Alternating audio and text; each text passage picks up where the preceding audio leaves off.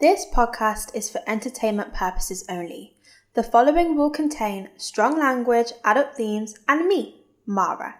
Listener discretion is advised.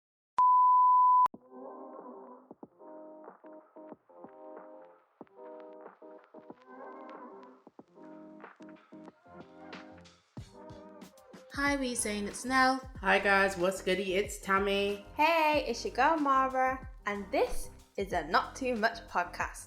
If you know, you know.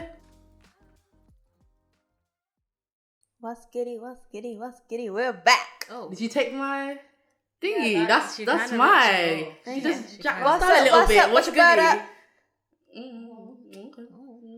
So I can't say what's. This is my episode. Oh, now say what I want. Oh, With limits. because she does the editing. With limits. Well, I have a bone to pick with the two people in the room, and I'm sure you guys do too. Me? What? No, them. They have a bone to pick with me. You two. Why? What? Because I know we always like to say that we're from 3 different corners of the country, but a couple of seasons ago, everyone was sounding pretty like Mara. Please. It's like contagion. Everyone was sounding pretty up north, as you guys like to say. Oh, you're not going to pinpoint where? You're just going to say up north. Well, and actually, we're vindicated because how many times did we used to say this to her? we used to say that Mara's northern. I'm saying And it for Mara. their benefit. Okay. I'm not northern. I'm not You guys- not from up there. Let's keep it. But you're You up just there. heard. I'm north to you. Okay. That's my. Okay. Anyway, my point is, God. these guys were sounding a lot like me. You would have thought we all grew up in the same house. What am I supposed to say to that? Downstairs. I'm just absorbing that. Yeah. Mhm. Oh, what's your question? My question is, okay, Yeah. because this mimicry. I feel like you have something to say because Yeah, just get it off your chest. I feel like it Yeah. has a lot to do with we're a bit of chameleons. I'm gonna specifically talk about us in the room.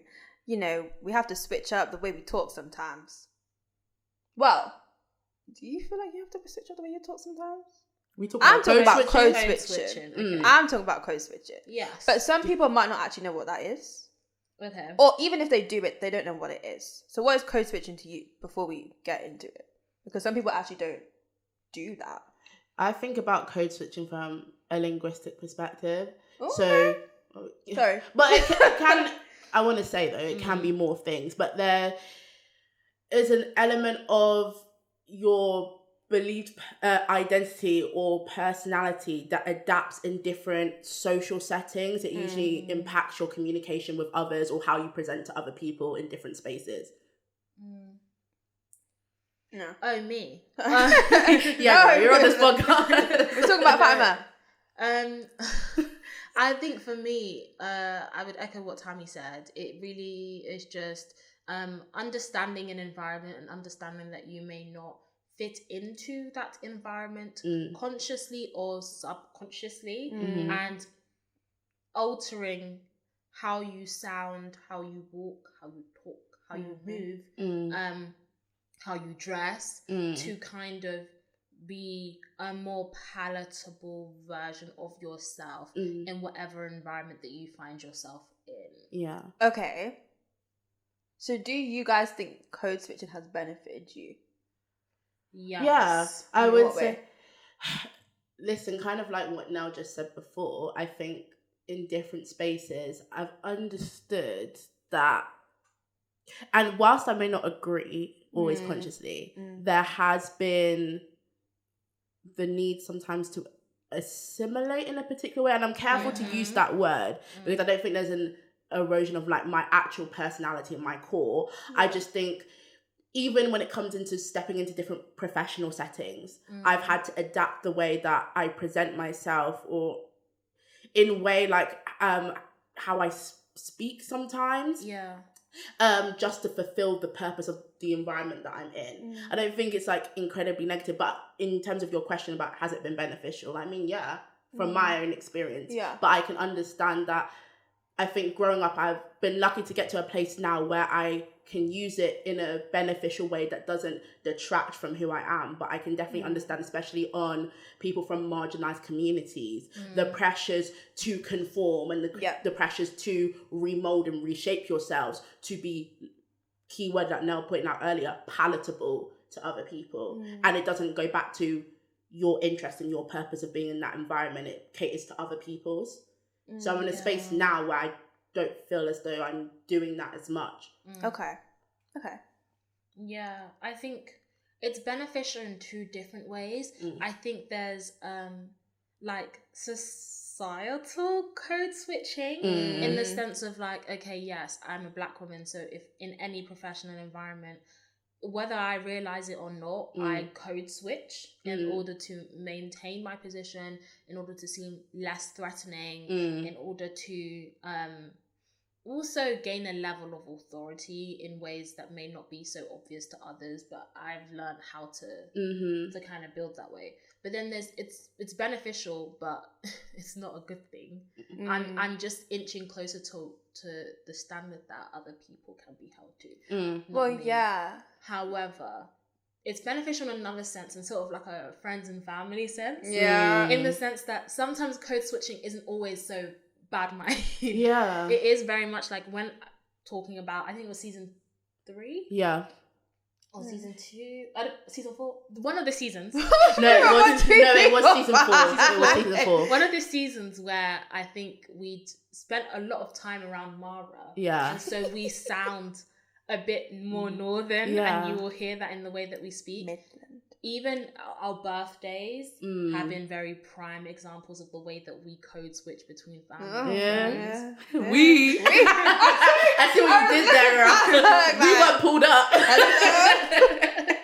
Like, for example, I feel like Mara, with one parent, she sounds a lot more like, whoa.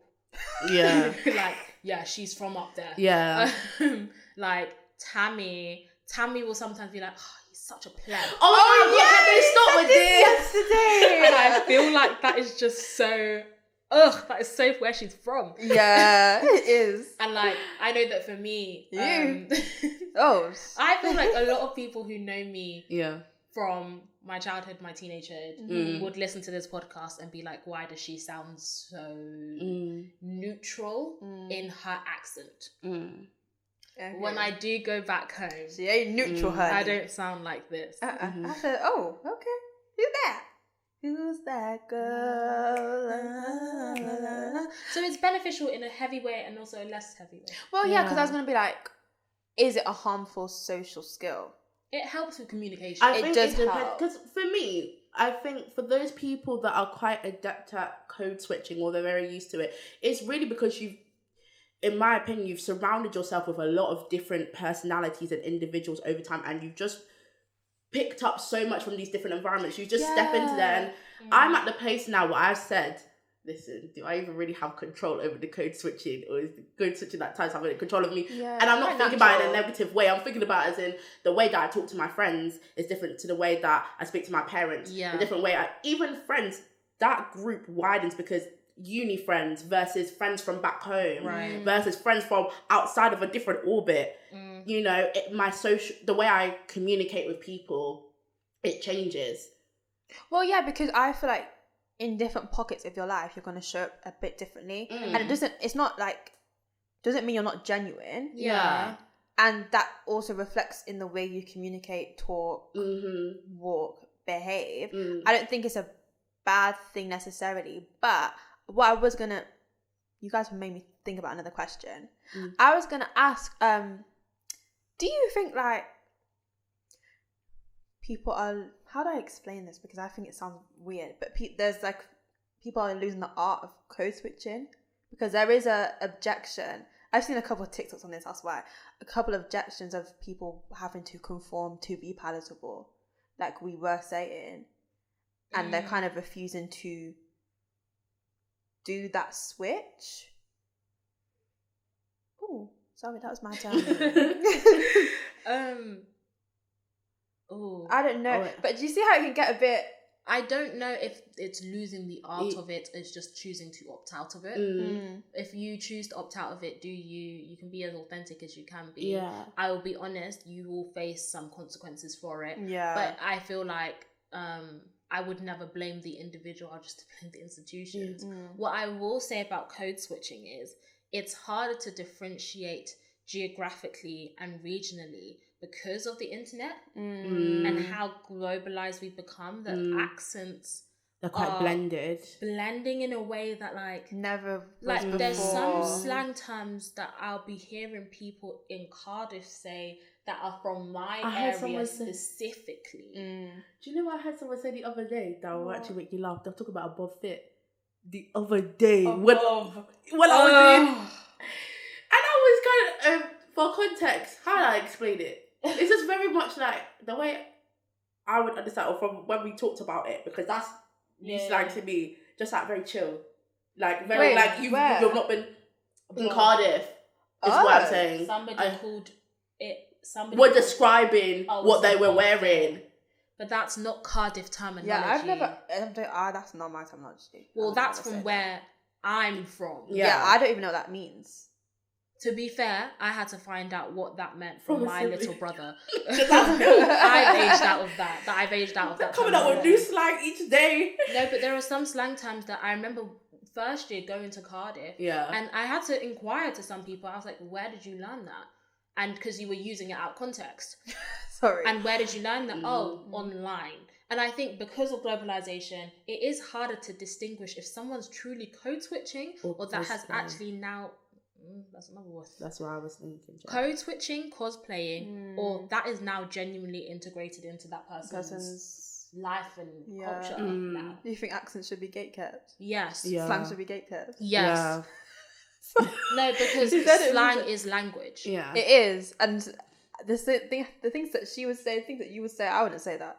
And vice versa. I don't even say it. That's the thing. I heard I don't know what it means, girl. Because when we code switch, we are code switching. We're not cosplaying. That's my thing. That's what, when you were raising your question earlier, when you were talking about the art of code switching, I was thinking in my head, are people misconstruing code switching, genuine code switching in environments for people who are cosplaying and trying to like co-opt other people's cultures because it's trending or it's in that space of what we consider like, you know, commercial, interesting or viable for everybody. But because if we listen to season 4, all right, and listen to the way that we're speaking, we still sound like Tammie, we still sound like Nelle, but we just have a slight twang because our phrasing still goes. I think it was the intonation at the end of my sentences of going up. I said, you know, and actually, I don't think I go up.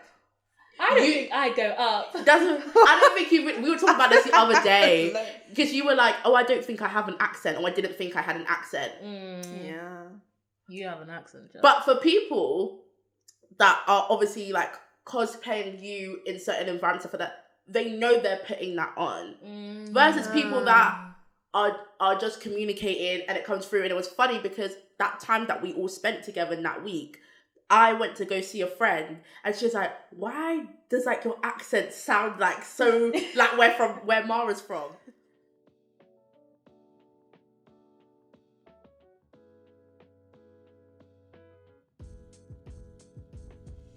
Hi guys, it's my first promo break of the season and I'm feeling quite jolly. So I'm going to kindly direct you to our socials at the NTM Pod on Instagram and at the NTM Podcast on TikTok, where you can see our faces, our voices, our thoughts, all of it, all of the podcasts on any platform at any time you want. So that's me, on with the show. And we're back. I didn't steal anybody's tagline though. So. No, because it's true. Let's just get into it. Going. Guys, if this is the first episode you've hopped into for this season, that's dumb. Go back to number 1. But sorry, it's not dumb, guys. Why would you start at number 3?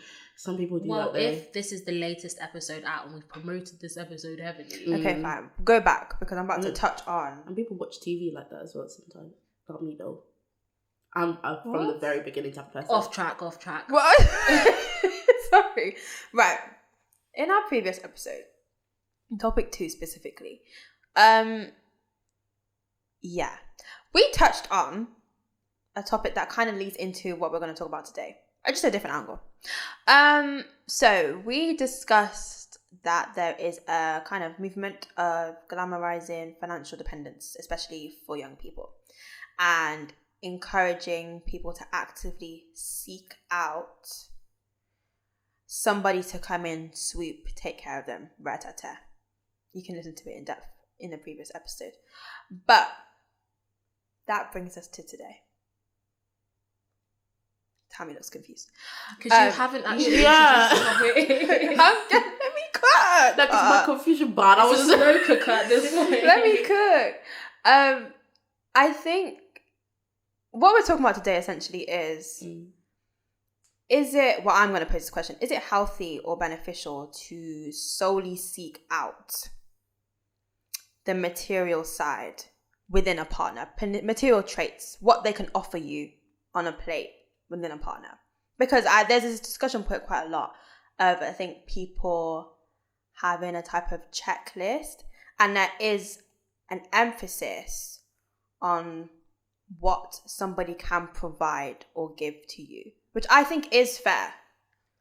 But is that a healthy way to look at it, or are we kind of getting a bit muddled, crossing our wires, shall I say? Because I think either way, I don't know. Yes and no. I feel like from your question, instead of focusing on the word health, I'm focusing more on the word solely. Okay. Because realistically, people's business is their business. Yeah. I don't really want to impose too much of what's my opinion on this whole general idea of like what you should do and da-da-da-da-da. But I feel as though it's potentially in your best interest to not solely focus on the material things in the person that you're looking for. People have different reasons for why that matters more to them as a priority. But I think, I don't know why it's coming to my mind in this way, but especially for like safety reasons as well, and for knowing the person that you're with, just seeing that more beyond the material thing. But that's kind of just my idea to that first part of your question. Does that make sense? I think it depends. Okay. Depends what you're looking for in a partner.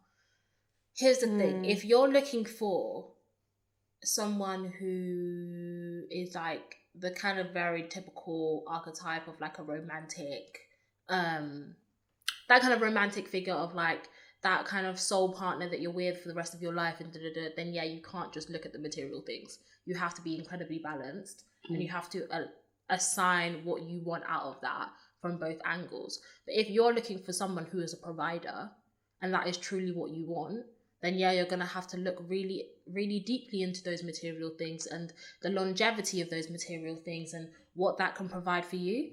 I'm not here to villainize or to uplift any or the other. But what I will say is, from what I have found out in time, different people have just different expectations of what a partner means to them. Partner is such a catch-all term. Okay. So I'm not here to say whether something is good or bad. But if we're thinking logically about it, if you're looking for a provider, yes, you're going to have to think materially. If that's not everything to you, like a provider is part of it, then you minimize to the percentage needed. Yeah, the priority. Okay. Do you get what I mean? Yeah. I get what you mean. Do you think age plays a factor in this though? Because this is what I've heard. Sometimes I'm like, the older you get, we're 21, realistically. We're in a similar life stage that is quite unstable for most. Not for some. Some of you, you're secure. Go with you. But some of us are in quite unstable territories. Where Whereas if I was 35, 40, that financial security in somebody is more prevalent, no? Than right now. In looking for a partner. Does the idea of a partner changed as you get older? Or is it very fixed? I mean, I think it's, with a lot of things, your idea of what you wanted or what you thought aligned best with you when you were a particular age can change over time. Bless you. Bless you. I could have edited that I know, out, but sorry. now I can't. I mean, once the first bless you was issued, I said, why not? But anyway, what I was trying to say is that I think age can play a factor in it, but I think there's other societal factors that can impact why someone would want, especially at a time like this, why someone would want potentially in a partner more of a provider type, or someone who's able, from a long-term perspective as well, to provide those material things.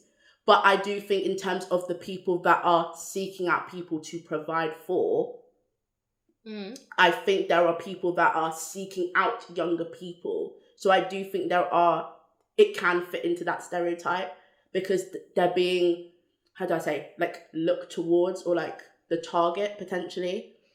Do you know what I would say? What would you say? I don't think being fixed necessarily always relies on age.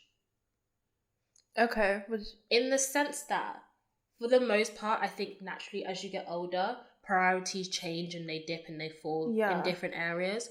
But at least from my experience, there are some people, just due to their spiritual beliefs, that will always have a very fixed idea of what a long-term partner can do for them.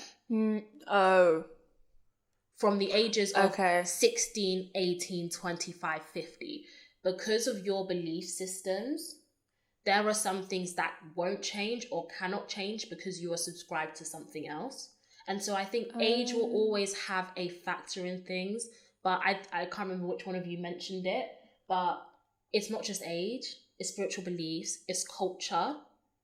Culture can sometimes make you more fixed or more flexible.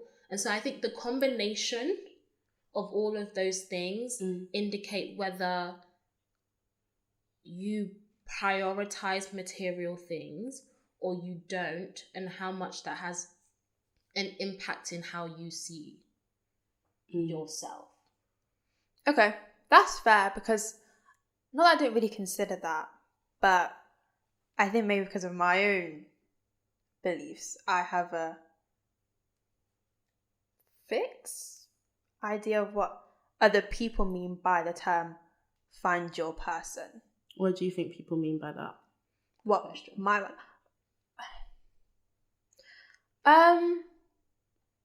I'm not necessarily seeking I'm seeking the person itself, not what they can provide to me. I can't even explain what I mean properly when I say this, but I value, and it's not good or bad, but I value a connection more than anything, sometimes to a fault. What I will say is, to be fair, I will be honest, I think when it comes to thinking about people, I think that everyone thinks about what that partner can provide for them, whether it's material, whether it's emotional, whether it's spiritual. You're thinking about, what do I want my partner to give to me? What I think a lot of people don't think about is, what can I give to my partner? What am I willing to? And I think that's actually a more important question, because that establishes your boundaries a lot clearer. But because of that, it is a thing of, okay, yes, some people may focus on the material provisions, but forget everything else. Or some people really focus on the spiritual provisions or focus on the emotional provisions and forget everything else. And I'll be honest, I'll be the first to say, it is very hard to have a balanced way of thinking about all of that until you're confronted with it. As in, like, you have to see what you don't like. You kind of have to see, like, go through the experiences of, like, okay, I thought I wanted this, but actually for me in this stage of my life, maybe I don't want that, or maybe I want it in this way. I don't know. Tell me, what do you think? I'm absorbing it, because There was something you said earlier, Mara, when you were detailing like what you believe your mindset is in terms of what you gravitate towards in like a partner, and that kind of idea of connection. Yeah. And I was thinking to myself, like, obviously with this original question of like, or idea of the material things a person can provide you over the person itself, I guess, in a way. Can't there be an overlap between the two? Because in my head, and I'm saying this very off the dome right now, it's kind of a thing of, if in that partnership or in that idea that there's that shared value of, on both sides, wanting to be provided for in a material way and wanting to provide, there's a mutuality in that perspective. So sometimes I get confused because sometimes I feel like the conversation itself can be quite divisive and it can separate the two when both can be acquired in the same way. Like, it can happen through that relationship, vice versa, if that's making sense. Yeah. No, I agree with I agree with what you mean. But I think, I don't know if that's the breakdown, because a lot of people are in that type of dynamic and very happy. But maybe if that's the sole focus, then things become a bit unbalanced. But sometimes people don't care about being unbalanced. So that's the thing. Yeah. I'm like, not everybody cares about that. It depends on what you want the partner for. Because like, if you like if you want, because you made the fair point earlier, if you are seeking a provider type partner, that's going to dominate most of the interest in your criteria or what you're looking for. And yeah, it's, to be honest, it's really a depends thing. And I think what you have here is like, the difficulty in this conversation is, whilst I can like separate the idea of like, okay, this can occur for people, individuals, and this is how they can view it. I just know myself, like, realistically, it's just different for me. It just depends. It just really depends for person to person. I think the danger in it though. I just think there's probably when people are like, oh, you need to make sure to find your person, and then they provide the list of what your person should be. That's what causes the uproar online. I was about to say, because this is an online social media space. Because I'm not gonna lie, they go uproar. I don't know if I really sit down and be like, find your person, you need to make sure you have X, Y, Z. Well, that's what that space is there for, isn't it? For in real life, needing to find your person is problematic, anyways. Yeah. Well, yeah. And I'm not saying it in the fact that you should completely focus on yourself, because I think that's misguided as well. I think there's a balance of wanting to build up your own self-worth. Me and Tammie had an off-cam conversation about this. We be having off-cam, but all of us be having off-cam conversation. In the sense of, okay, I feel like there are 3 pockets, right? For yourself. Yeah. Building up you. Yeah. Me, myself, and I.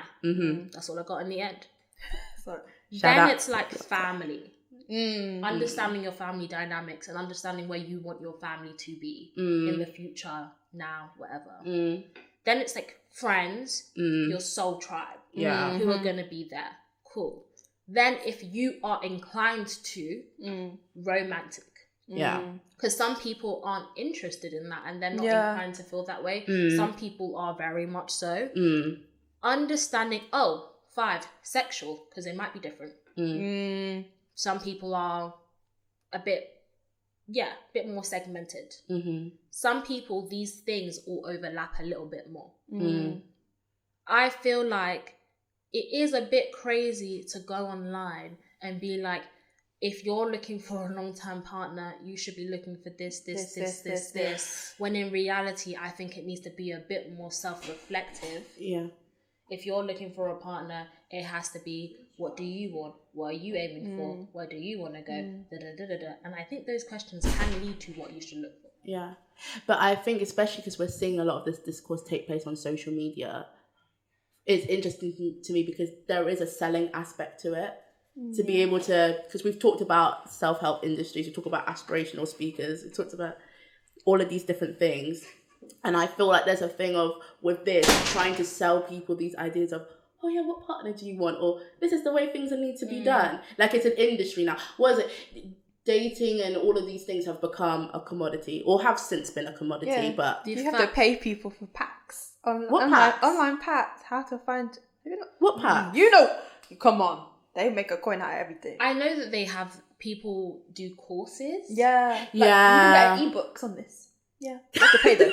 How deep in the web have you been? I'm a little bit shocked myself. I didn't know it ran that deep. Oh, yeah. They write the ebooks themselves and then they pop it on and then you just you purchase. Okay, question. Yeah.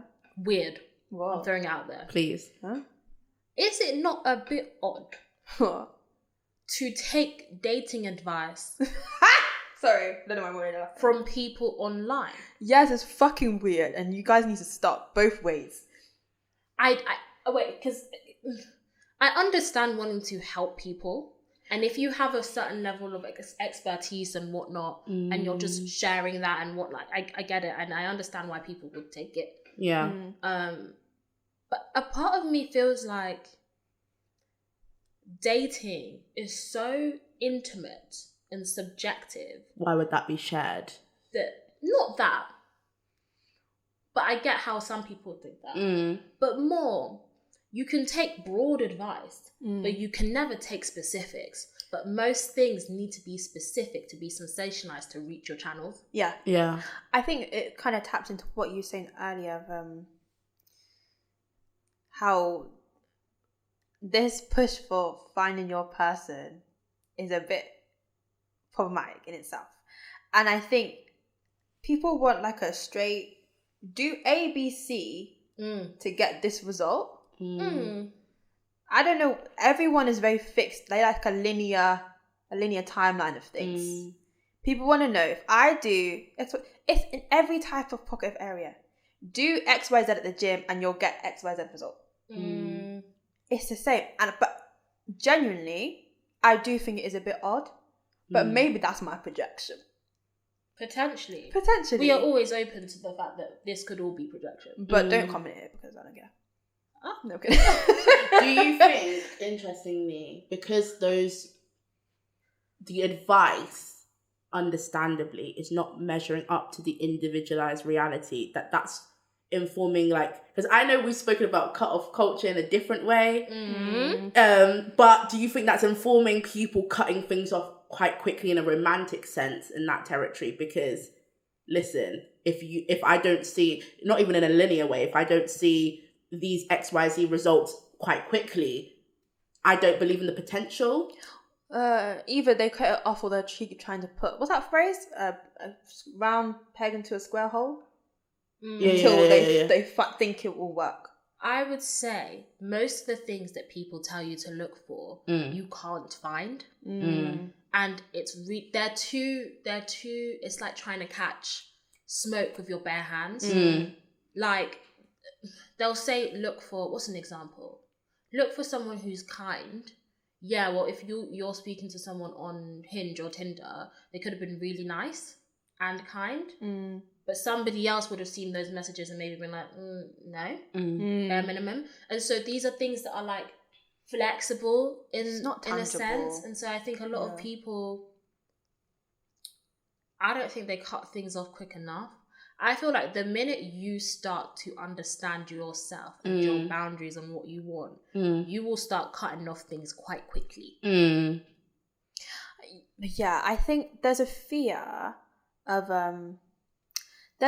taking personal responsibility for areas of your life, and this one seems to be very prevalent because it's like people. Well, I don't know. What's like people are so scared. I don't fucking know what people are like. Sorry, but I think it's like people feel as though I've done the work, I've done this. Short enough, like it's either me, something's wrong with me, I'm not doing something right, or something's wrong with external. Do you think there's a lot of emphasis placed on the romantic sphere of life and thinking if you're not having a partner, not even relationships in the general sense of familial, friends and all of that, but specifically a romantic partner, you're behind or you're at an imbalance, and the need to act on it to make sure that you can level the scale almost? Because I know it depends individual to individual, but like this belief more so. that that's how it should go. I think it depends on how much experience you have in that department. And it also, I think it's, I don't know. I think it actually is really, it's so dumb. I feel like this episode just kept, I think it's really individual and subjective, but I think it is not dumb. because it's kind of like, for example, I don't know. This is just hypothetically. Say if I met another random girl on the street, because I don't talk to men. A random girl on the street came up to me and was like, "Oh, hi." Found out more about her. She has a boyfriend, but she has no friends. I'm like, you're a red flag. Someone would see her life as being more complete and full. It just depends, no? That's your interpretation of it. I think, honestly, I feel like the emphasis of romantic relationships in relation to womanhood, because I'm not speaking about the sort of masculine part of this, because I think that's a whole nother topic for another season. But in terms of in relation to womanhood, the trend I've seen is if you didn't get that start of romance early on and you've seen the girls around you get that, I feel like there's a trend of feeling like, oh, yeah, I want that even more. Not more. There's more of an emphasis. Okay. What, to catch up? Not necessarily to catch up in this sense. I haven't heard that, so I don't want to impose that. But the sense of, oh, well, I see it more. There's more of an emphasis because I lack it. Okay. If you don't have that experience, I really do feel like with anything, what we're talking about romance, it can feel like a larger hole that needs to be filled. And some people can get pretty impatient with that. Now, I feel like I've seen that in different areas where different people, family-wise, friends-wise, romance-wise, have acted in this way.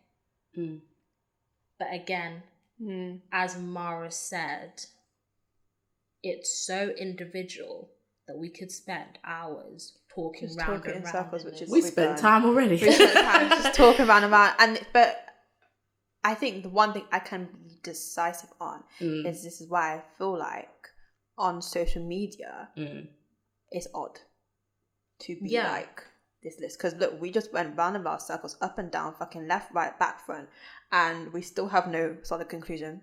Because sometimes, but I feel like because this is one of those this is topics that it's not doesn't supposed to need be that. one. I don't think there should be one. I don't think that in these areas, I think with a lot of topics, there's no right or wrong or absolute way of navigating or doing these type of things. It's kind of just, listen, as we said earlier, it depends. Do you know what I will say? Yeah. What? I will say this. Okay. Say it. Because it was in the context of our friendship, which is why you guys bamboozled me. Eh? Before I came to uni, Yeah. I was like, how do I want to feel in my friendships? How do I want to feel in my friendships? I said it out. I wrote it down. Uni comes in. By the end of like first semester, I already could find that feeling in the two of you. That was the only way that I think I was able to be like, oh yeah, I know that these are the ones that I've been calling in. I didn't necessarily have a list of attributes of like, I want my friend to be da-da-da-da-da or da-da-da. No material things, no, just a feeling. And it was focused on self. Yeah. Because I could have never conjured up you two. We're just ghostly apparitions. I could have never been like, oh, this is how. I didn't really expect, and also that's one thing, I also didn't expect it to come so soon. I didn't expect a lot of things, yeah. I thought I was looking for another 10 years before I would maybe get that. I didn't expect it to come that soon. I never even put time to it. And I wasn't necessarily that focused on it. It just, some things just... Off cam, you guys have said this before. It happens when you least expect it. Yeah. And I know that's irritating to hear. It's annoying though to hear that. It's very irritating to hear, but literally as soon as I gave up on, not gave up, but let go on the idea of needing those friendships now, you guys literally came. And even my conception of what friends was like in a uni space, I don't know why. I think it was like kind of this compartmentalizing mindset I have, but I thought, they're only really going to ever exist in the space of uni anyway. I see them, thinking. you know, good times, in and out. But we are currently shooting season 6 in Mara's kitchen. So it clearly did not just exist in one space. Okay, to end this, Yeah. I'll say this one thing. In every area of your life, think about how do you want to feel, and then actively work to get to that feeling. Not the person, but the feeling. I saw a video that was like, you've already made your order, let it come to your table. Yeah. Table service. Why are you going to keep going up to the chef? That's the thing. Can you add a little bit of this? Can you add a little bit The of that? chef has heard you. Yeah. Your order is coming. Yeah. You might as well chop on the bread on the table. Exactly. Otherwise, you're going to Even end if up there's no bread on the table. Order some wine. Order an It's gonna be a long appetizer, night. drink, you know? Because that chef's going to quit soon. You will be having the rats having to do your fucking cooking. Ratatouille. Because if you keep getting up to the chef, you're going to get real tired and real fatigued. And the chef is going to take longer to cook your meal. Because he's listening to you talk. By the time your meal comes, you've gone up and down, up and down, up and down. You're too tired. You're not enjoying the meal. And you're saying it's not worth it. Sister, get your card out. Yeah. The bill's coming. Because now the food is cold. Now the food's cold. Now it's not worth it. Yeah. And you've missed out on the opportunity of a lifetime. I'll see you guys next week. I've been Nelle. I've been Tammie. And I've been Mara. And you've been listening to the Not Too Much podcast. If you didn't know before, You know know now.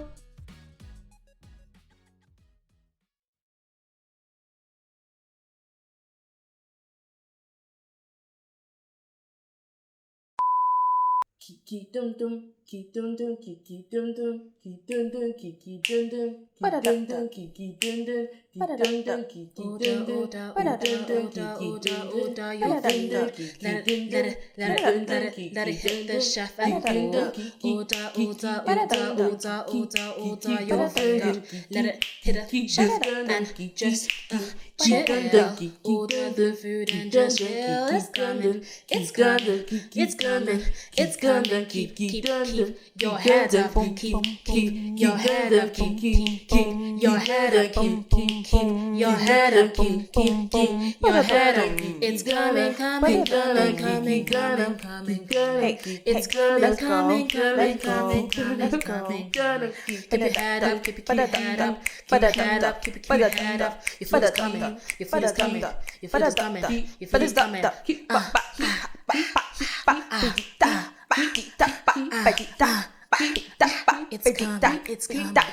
It's coming, it's coming, it's coming, it's coming, it's coming, it's coming, it's coming, it's coming, it's coming. Or you'll get rats. Oh.